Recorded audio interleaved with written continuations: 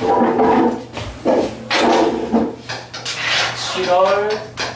29일) 이과 선행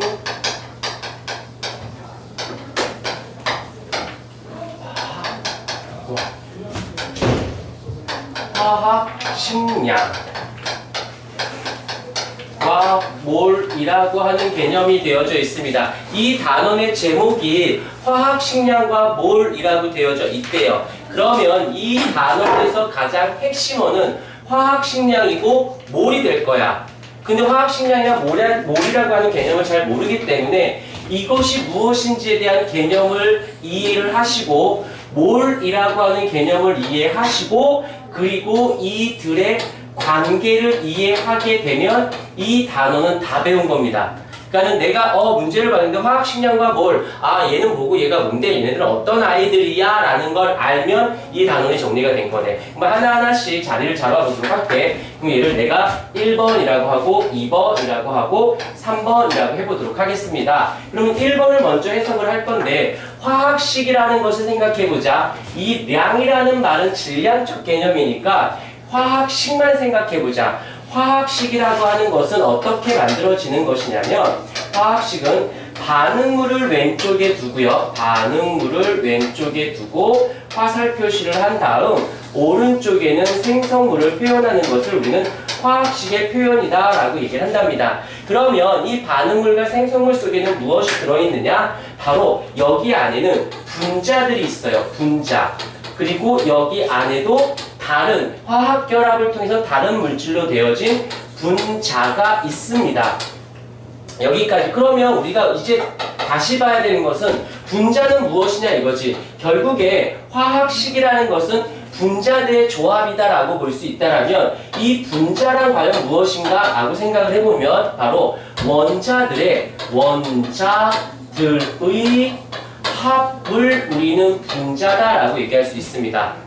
오케이. 자, 원자들이 모임으로 인해서 분자를 형성하게 되고요. 분자의 반응식을 우리는 화학식이다라고 한다라는 거. 그러면 여기서 이제 우리가 알고 갈 거는 바로 원자량이라고 하는, 거기다 교재에 보면은 원자량이라고 써져 있을 겁니다. 원자량이다 동그라미 치시고요. 밑에 보면은 분자량이라는 단어가 나와 있을 겁니다. 분자량이라 동그라미 치시고요. 또 이렇게 내려가 보면 화학식량이라고 되어 있을 겁니다. 얘도 동그라미 한번 쳐주도록 하십시다. 자, 각각 동그라미 쳤어. 이제 원자량이라고 하는 것에 대해서 좀 알아볼 텐데 좀 편하게 들어맞게 경직돼가지고 너무 진지하게 나 쳐다보면 내가 좀 많이 당황스러워.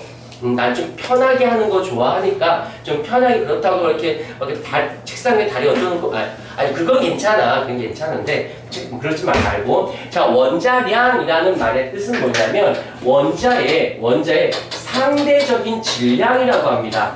상대적인 질량.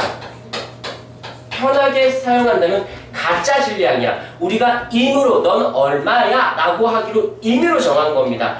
임으로 정했기 때문에 질량이긴 하지만 그 임으로 정했기 때문에 단위를 사용하지 않아. 단위가 없습니다. 그냥 숫자만 쓰기로 약속을 한 거야. 그 중에 누구를 하기로 했냐면 바로 탄소라고 하는 이 원소를 얼마? 12라고 하는 숫자를 정했어요. 이거는 우리가 기준이 되어집니다. 얘가 기준이야. 탄소가 12야. 약속이야. 무조건 외워. 그런 다음에 어떻게 했냐면 다른 애들은 일단 여기에 양팔 저울을 이렇게 올려놓고 이렇게 해놓고요. 여기다가 탄소를 올려놓고 그리고 여기다가는 무엇을 올려놨냐면 수소를 올려놨습니다. 수소를 올려놨어요. 그랬더니 탄소 하나에 수소 하나를 올려놨더니 양팔 저울이 어떻게 됐냐면 이렇게 된 거야. 라는 말의 뜻은 누가 더 무겁다? 탄소가.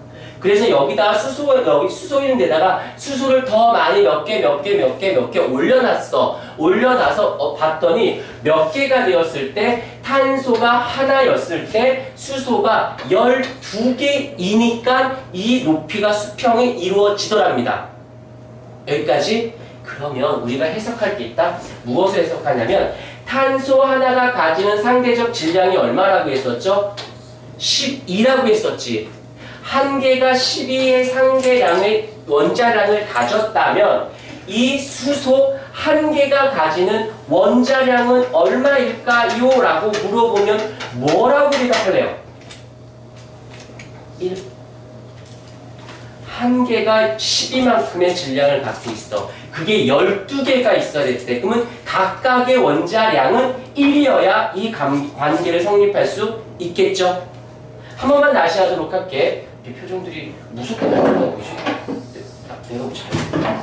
자, 여기 이렇게 놓고 한 번 더 양팔조를 놓고 이쪽에다가는 탄소를 갖다 놓을 거고요. 이쪽에는 산소를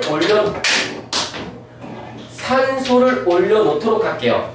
했을 때 어떻게 됐냐면 얘가 4개였을 때 이 산소는 3개만 있어도 수평을 이루더랍니다.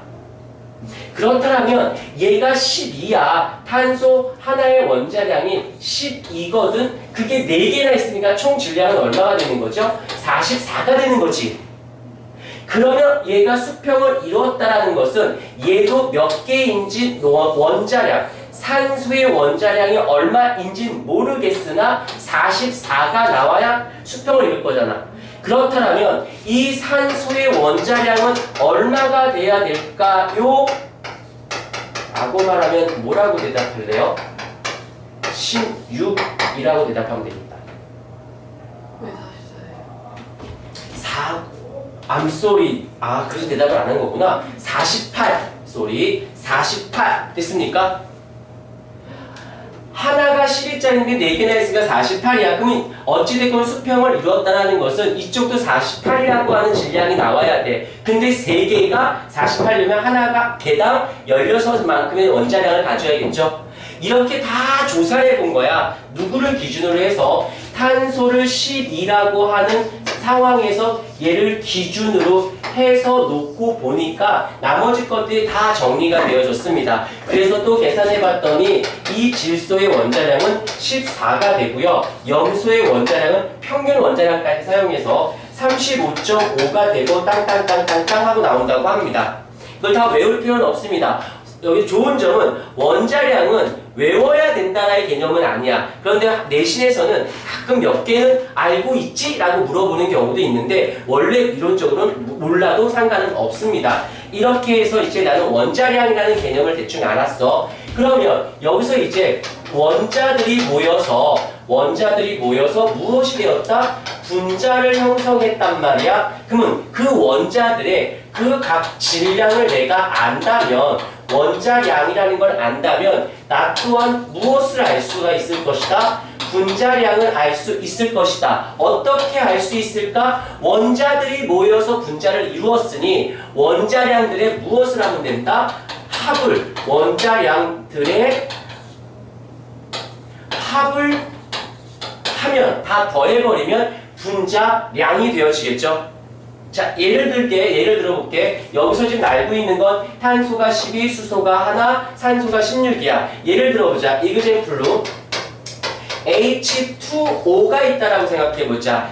이건 물 분자야. 그러면 수소가 얼마였지? 원자량이 1이었는데 몇 개 있어? 2개 있고 플러스 산소가 1 있잖아. 16이 되어지니까 1에서 무엇이 된다? 물의 분자량은 얼마예요? 원자량을 다 더한 값이니까 18입니다. 라고 하시면 됩니다.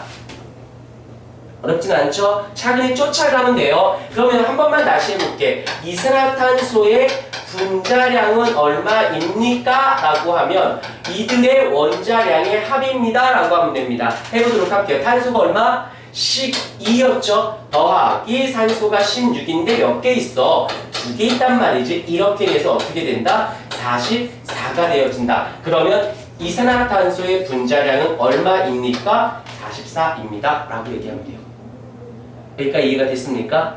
그 다음에 이제 분자를 구하고 분자가 무엇인지 알고 분자량이 구해졌으니 그 다음에 누구로 넘어가야 되냐면 바로 화학식으로 넘어갈 거야. 자, 이걸 갖고 그대로 끌고 갈게요. 이대로 그대로 끌고 가면 잠깐 끊고 다시 할게.